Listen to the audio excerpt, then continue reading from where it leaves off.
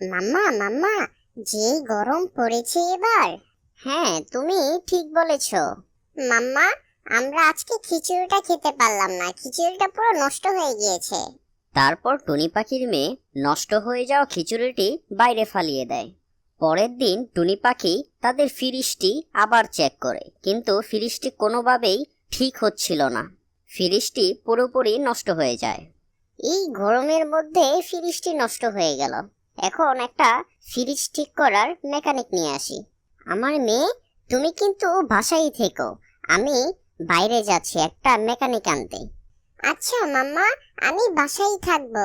তারপর টুনি পাখি মেকানিক খুঁজতে সকাল সকাল বাইরে বের হয়ে যায়। টুনি পাখি বাজারের দিকে যাচ্ছিল, কিন্তু কালু কাক তখনই তাকে নিজের কাছে ডাক দেয়। এই যে টুনি পাখি, এত তাড়াতাড়ি কোথায় যাচ্ছ?